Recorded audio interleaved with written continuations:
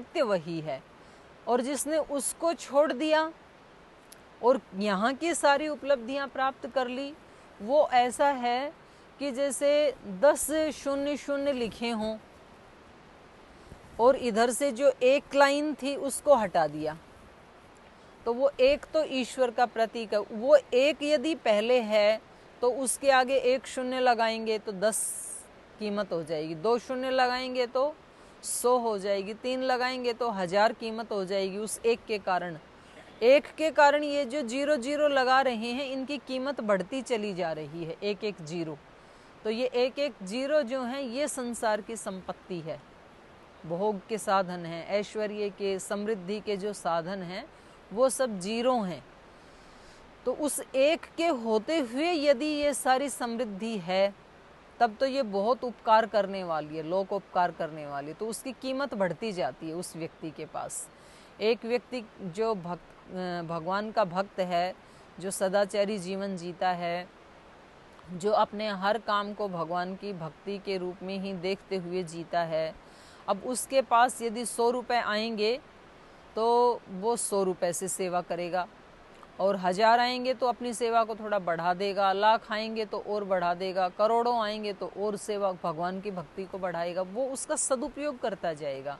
तो जैसे जैसे संसाधन समृद्धि उसके पास आएगी उस समृद्धि की भी कीमत बढ़ती चली जाएगी। और यदि करोड़ों की संख्या लिखी हुई है, 1 करोड़, और वहाँ से एक को हटा दें यदि हम, तो फिर चाहे 10 जीरो लिखी हों या 20 जीरो हों, उसके आगे जीरो जीरो ही होता है एक के बिना। 1 2 3 संख्या जो है उनके आगे यदि उनको लगाएंगे तब तो उसकी कीमत बढ़ती चली जाएगी। तो यहाँ पर भी कहा स एव कृतकृत्यश्च, केवल वही कृतकृत्य है, माने जिसने भगवान में प्रीति नहीं जोड़ी और जिसने भगवान की भक्ति नहीं की, उसके पास कितने भी संसाधन क्यों ना हों सब बेकार है। इसलिए कहते हैं कि सिकंदर जब इस दुनिया से गया तो उसने अपने मरने से पहले कह दिया था कि जब मेरी वो लेके जाओ शव यात्रा तो मेरे दोनों हाथ ऐसे फैला देना, बाहर निकाल देना उससे, तो ताकि लोग देख सकें कि मैं पूरे जीवन विश्व विजय के लिए घूमता रहा और आज देखो मैं खाली हाथ जा रहा हूँ। तो इस समृद्धि की फिर कोई कीमत नहीं है यदि हमने भगवान की भक्ति नहीं की और अपने जीवन में यदि उसको सेंटर में नहीं रखा, तो कृतकृत्यता नहीं है मानव जीवन की। फिर पता नहीं अगले जन्म में कहाँ जाना पड़ेगा, और यदि मानव जन्म मिल भी गया मान लो तो भी फिर करना तो यही है। तो जो हमें कल करना है, अगले जन्म में करना है, तो क्यों ना हम आज ही उसको कर लें। तो भले ही हम थोड़ा ही कर पाएँ, लेकिन यात्रा शुरू तो होनी चाहिए। ठीक है, यात्रा जब चलने लगते हैं तो किसी किसी की रफ्तार तेज होती है तो वो जल्दी चलते हैं, फास्ट चलते हैं तो वो थोड़ा जल्दी पहुंच जाएंगे। किसी किसी की रफ्तार थोड़ी धीमी है तो कोई बात नहीं, मेरी धीमी है चाल और पथ है विशाल, हर कदम पर मुसीबत है अब लो संभाल, पाँव मेरे थके हैं चलें ना चलें, मेरे दिल में उजाला तेरा चाहिए। तो कछुए की चाल से चलते हुए भी, और ये कहानियाँ भी बताती हैं और ये देखा भी गया है कि कई बार खरगोश के मन में तो प्रमाद आ जाता है, उसको लगता है मेरी तो बहुत फास्ट गति है तो मैं तो 2 मिनट में ही दौड़ करके मंजिल को पा लूँगा, तो वो तो आराम करने लग जाता है ठंडी छाँव में। लेकिन जो कछुआ है उसको तो ये पता है कि भाई मेरे को तो धीरे धीरे चलना है, तो मुझे तो आराम नहीं करना है, मेरी चाल बहुत धीमी है। तो चलता रहता है और पता लगा कि कछुआ ही आगे निकल गया, रेस में जीत गया, खरगोश हार गया। तो हमें ये नहीं सोचना है कि भाई हम तो सन्यासी तो हैं नहीं, हम तो योगी तो हैं नहीं, तो हम तो क्या भक्ति करें। थोड़ी थोड़ी तो कर ही सकते हैं, यात्रा को प्रारंभ तो कर ही सकते हैं। जो भी काम हम कर रहे हैं उनके पीछे ये भावना तो कर ही सकते हैं हम कि भगवान जी मैं जो भी कर्म करता हूँ सुबह से शाम तक ऐसी सद्बुद्धि देना कि उन सब कामों को करते हुए तेरी याद बनी रहे और उन सब कर्मों को मैं तेरे चरणों में अर्पित कर सकूं। ऐसा मुझे बल देना, ऐसी मुझे बुद्धि देना, मैं भूल जाऊंगा। और फिर दिन भर भी यदि भूल जाएं तो रात को सोते समय 1 मिनट निकाल लें कि आज जो कुछ भी किया मैंने, कर्म किया, वो सब स्वीकार करो। तो इतना तो हम कर ही सकते हैं। इतना करने से यदि हमारा जीवन धन्य हो जाता है, कृतकृत्य हो जाता है, तो ये तो कुछ भी महंगा सौदा नहीं है, सस्ता ही है फिर।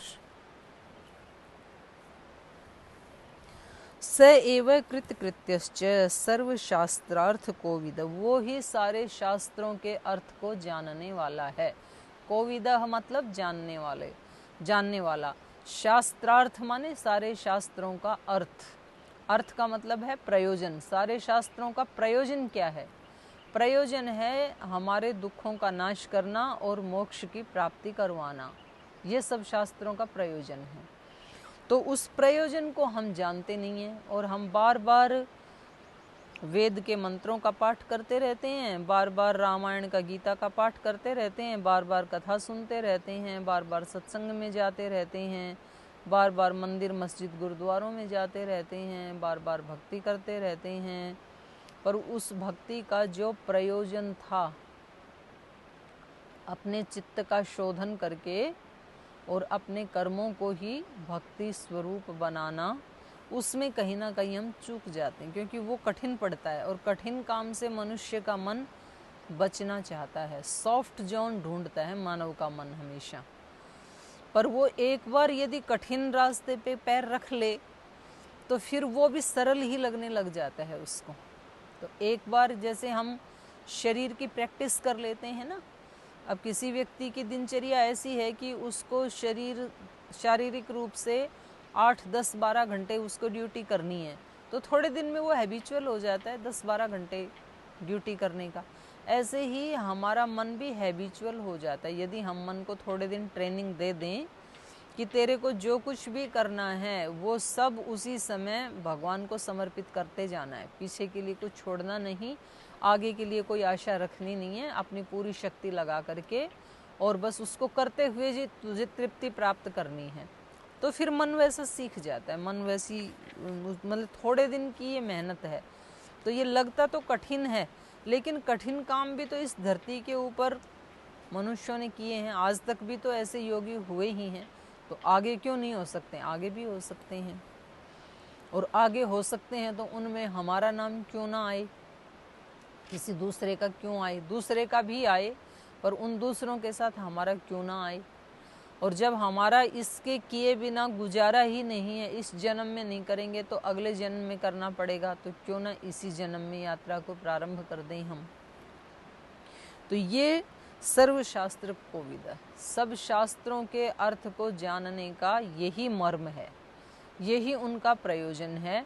वरना तो फिर शास्त्र भी एक अच्छे मनोरंजन से अतिरिक्त फिर और कुछ नहीं साबित होते हैं। जैसे लोग मनोरंजन के लिए कोई फिल्म देखने जाते हैं तो कोई कथा सुनने चले जाते हैं, बस इतना ही अंतर है। एक का जो मनोरंजन है वो थोड़ा सांसारिक लौकिक दृष्टि से अच्छा माना जाएगा और दूसरे का थोड़ा सा उससे हीन माना जाएगा, बस इतनी सी बात है।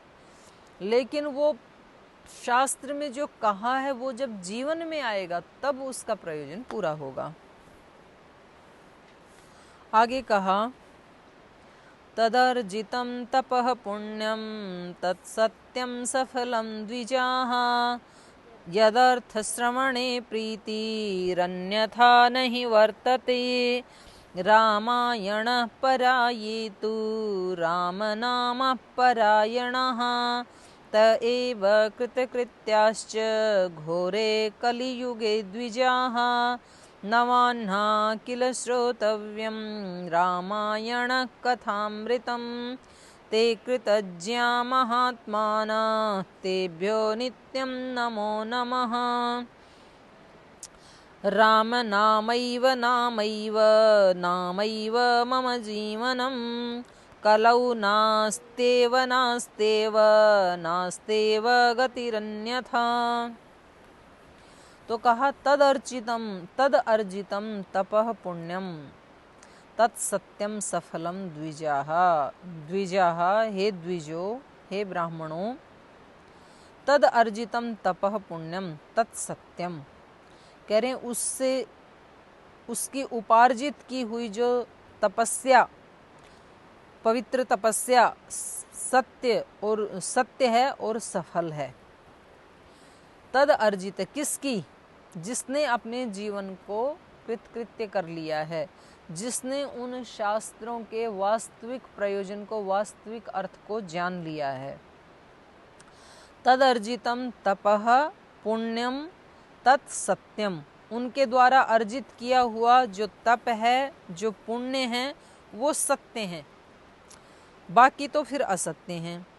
तत्सत्यम सफलम, और उसी की तपस्या सफल है। तपस्या तो बहुत लोग करते हैं, अब किसी की सफल हो जाती है, किसी की सफल नहीं होती है। तो जिसने भगवान की प्रीति के रस को चख लिया, उसकी तपस्या तो सफल है, और जो वहाँ तक उसको टेस्ट नहीं कर पाया, उसकी असफल है।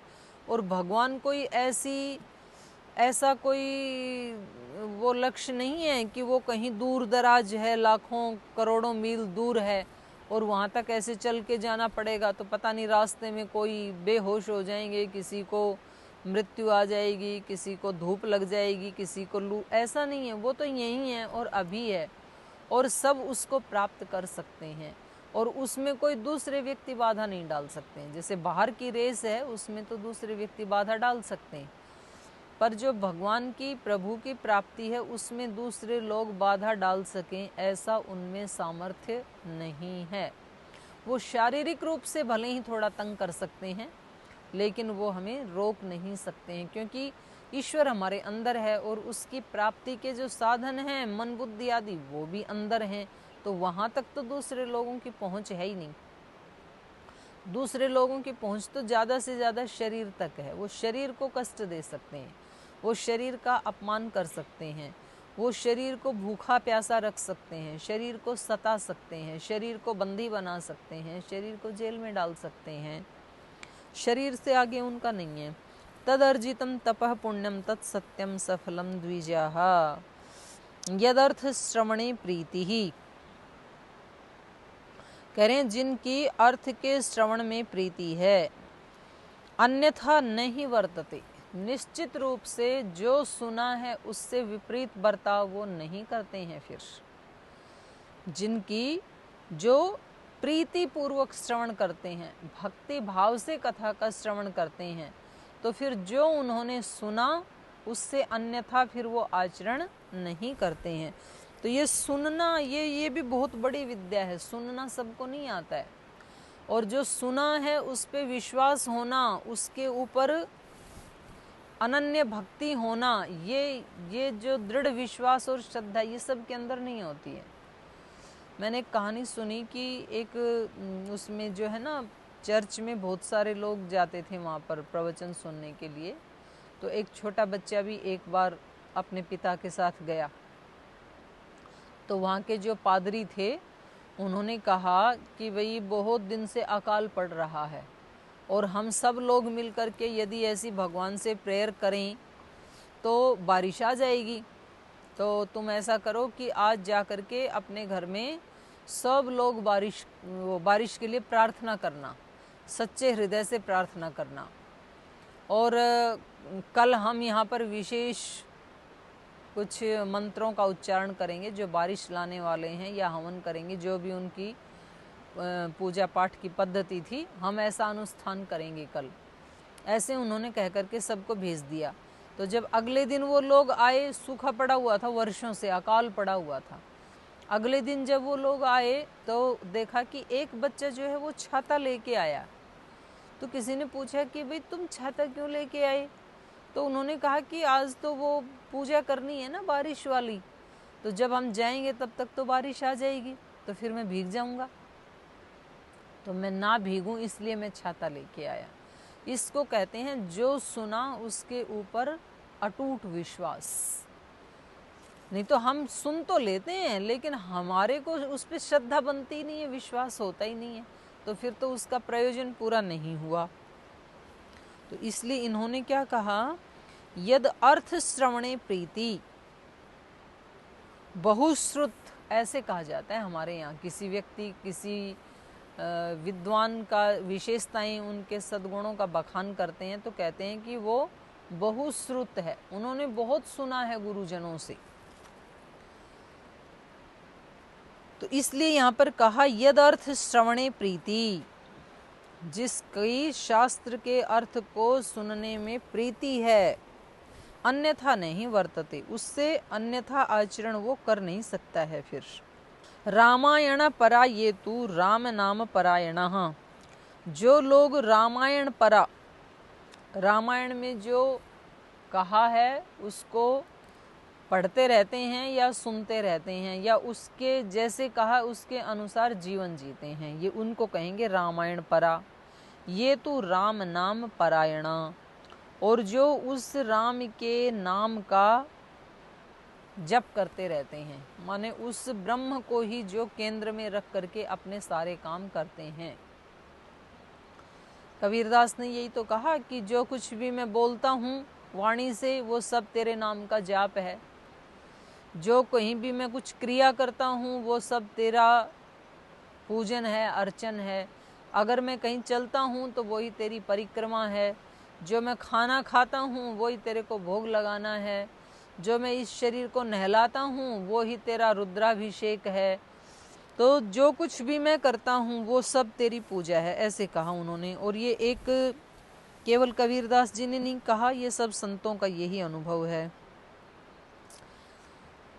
उनको कहेंगे राम नाम परायणा, भगवान के नाम में ही वो तल्लीन रहते हैं।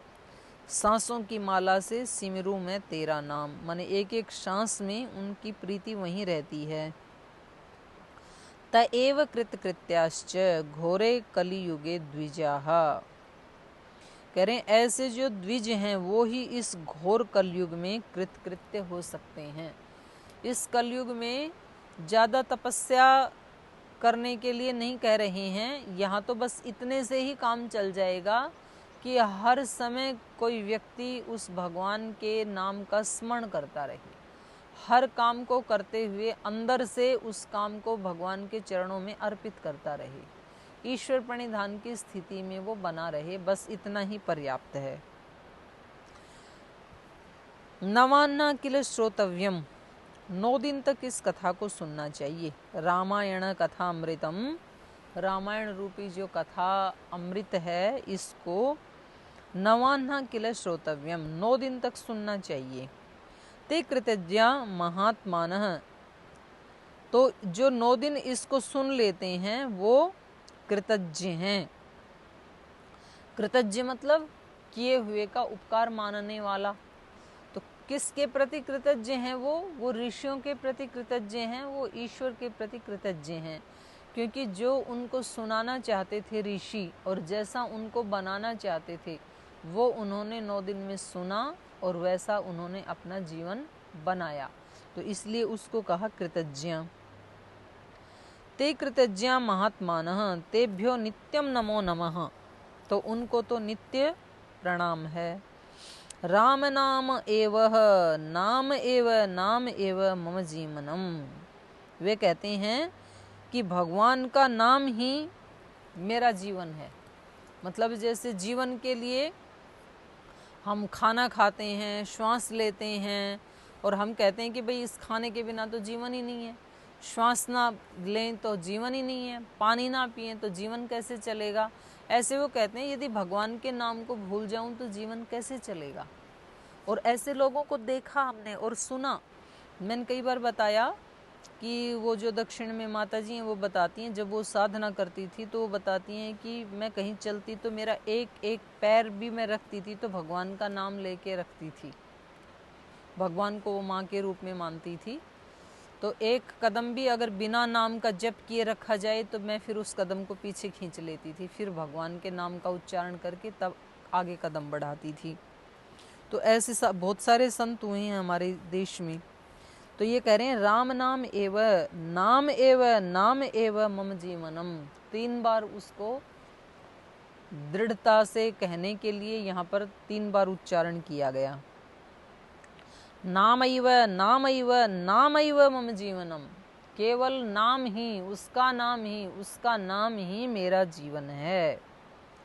कलौ नास्त्येव नास्त्येव नास्त्येव गति अन्यथा, कलौ माने कलयुग में, कलयुग में इस नाम स्मरण के अतिरिक्त और कोई गति नहीं है, कोई गति नहीं है, कोई गति नहीं है। जैसे किसी व्यक्ति को, कोई व्यक्ति बहुत ज़्यादा कैंसर से पीड़ित हो और उसका कैंसर पहुंच गया हो 3rd 4th स्टेज में, तो फिर कहते हैं भाई अब इस फोड़े को निकलवाना पड़ेगा, इसके अतिरिक्त और कोई गति नहीं है। तो ऐसे ही यहाँ कह रहे हैं कि इस कलयुग में भगवान के नाम के सिवाय, उसके स्मरण के सिवाय और कोई रास्ता ही नहीं है। नान्या पंथा विद्यते यनाय। सूत उवाच, तो सूत जी ने कहा, एवं सनत्कुमारस्तु नारदेन महात्मना सम्यक् प्रबोधित सद्यः परां निर्वृत्तमापः तस्मात् शृणोध्वं विप्रेन्द्र रामायण कथामृतं नवाह्ना किल श्रोतव्यं सर्वपापैः प्रमुच्यते। श्रुत्वा चैतन्महाकाव्यं वाचकं यस्तु पूजयेत् तस्य विष्णो प्रसन्नः स्यात् श्रिया सह द्विजोत्तमाः वाचके प्रीतिमापन्ने ब्रह्मा विष्णु महेश्वराः प्रीता भवन्ति विप्रेन्द्र नात्र कार्या विचारणा। एवं सनत कुमारस्तु नारदेन महात्मना, कह रहे हैं इस प्रकार महात्मा नारद के द्वारा, महात्मना नारदेन, महात्मना नारद के द्वारा सनत कुमारस्तु, सनत कुमार को सम्यक प्रबोधितः, अच्छी प्रकार से प्रबोधन दिया गया, अच्छी प्रकार से ज्ञान दिया गया। क्योंकि नारद जी सुना रहे थे और सनत कुमार जी सुन रहे थे, तो उनका ज्ञान उपदेश पा करके सम्यक प्रबोधित सद्यः, अच्छी प्रकार से प्रबोधित हो गया हूँ, अच्छी प्रकार से जान गया हूँ। सद्य पराम निर्वृत्तिम आपह, आपलि व्याप्तौ, तो कह रहे हैं कि सद्य उसी समय, तत्काल ही, पराम निर्वृत्ति ही निर्वृत्तिम आपह, तत्काल ही उस परम आनंद की उनको प्राप्ति हो गई जिसकी खोज में थे सनत कुमार। तो नारद जी ने जो कथा उनको सुनाई तो उसको सुन करके उनके दोषों का नाश हो गया और सद्य उसी समय सुनते हुए ही उनके उसका नाश हो गया, दोषों का नाश हो गया और परम गति उनको प्राप्त हो गई। तस्मात् शृणुध्वं विप्रेन्द्रः, इसलिए हे विप्रो सुनो, रामायण कथामृतम, इस रामायण के कथा रूपी अमृत को तुम सुनो। और वो कब तक सुननी चाहिए? नवान्ना किल श्रोतव्यम, 9 दिन तक सुनो। सर्व पापई प्रमुच्यते, सब पापों से आप छूट जाएंगे।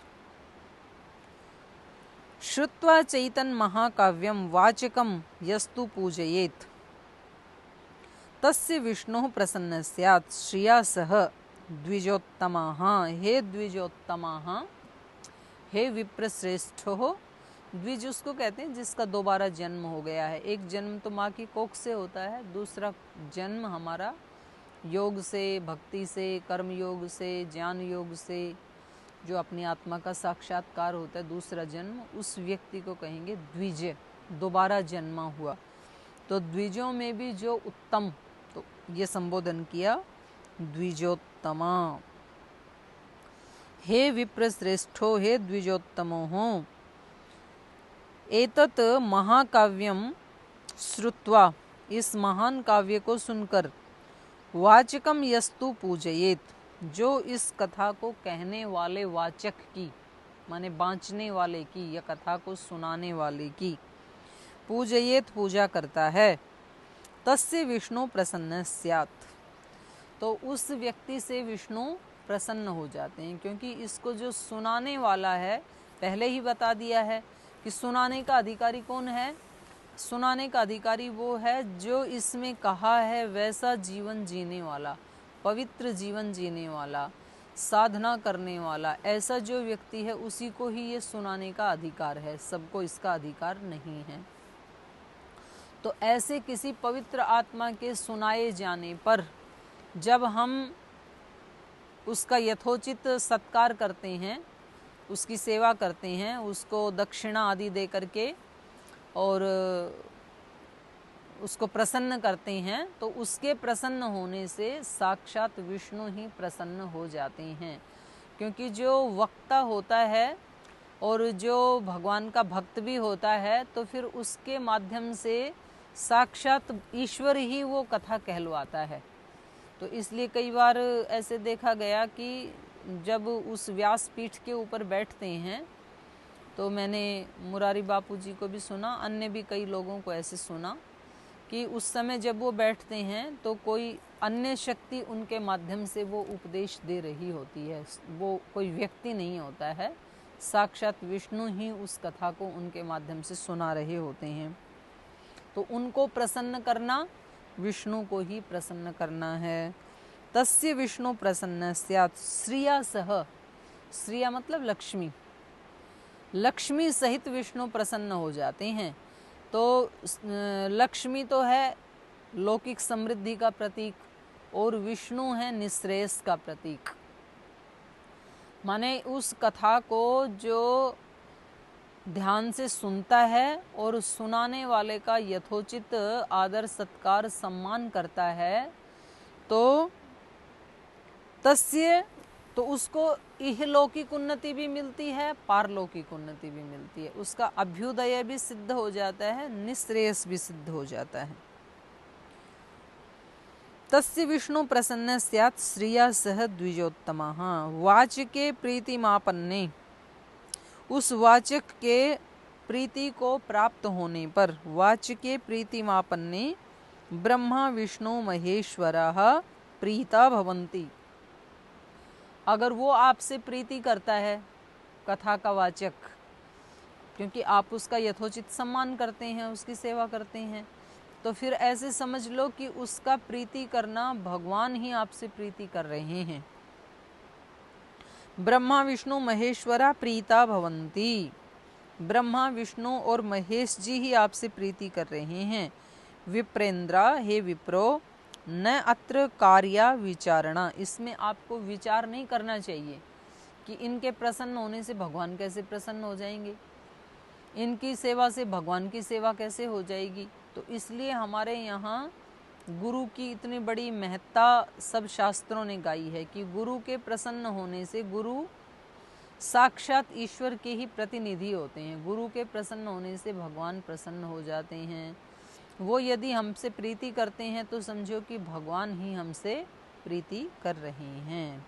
रामायण वाचिकाय गावो वासांसि कांचनम, रामायण पुस्तकं च दद्यात् वित्तानुसारतः, तस्य पुण्यफलं वक्षे शृणोध्वं सुसमाहिताः, न बाधन्ते ग्रहास्तस्य भूतवेतालकादयः,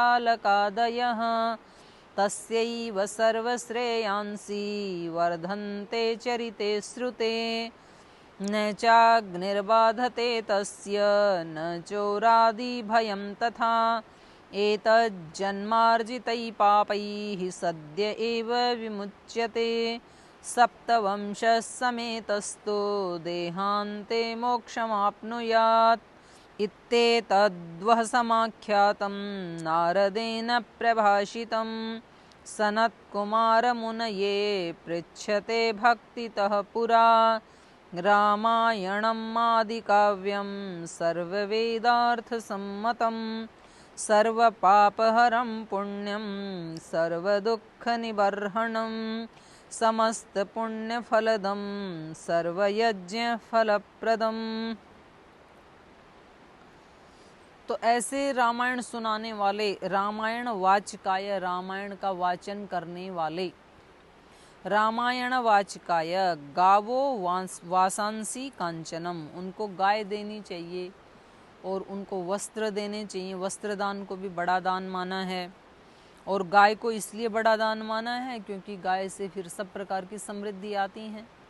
गाय का घी दूध आदि खाएंगे तो उनका स्वास्थ्य अच्छा रहेगा, उनका मस्तिष्क ठीक रहेगा और उनके गोमूत्र गोबर आदि से और बैल आदि से लौकिक उन्नति भी होती है। तो इसलिए कहा रामायण वाचकाय गावो वासांसी कांचनम, सोना आदि भी देना चाहिए उनको। रामायण पुस्तकम च दद्यात्, और रामायण की पुस्तक भी देनी चाहिए ताकि वो आगे और उसको बढ़ाते रहें या वो किसी को दूसरे को दान दे दें।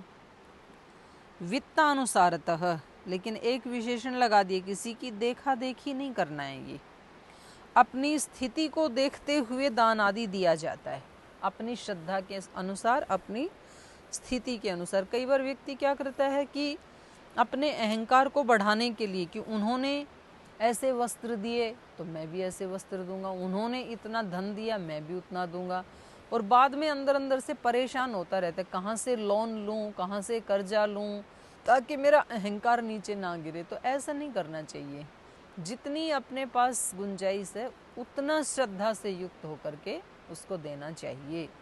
तो शेष चर्चा अगली कक्षा में करेंगे। आज के पाठ को यहीं विराम देते हैं।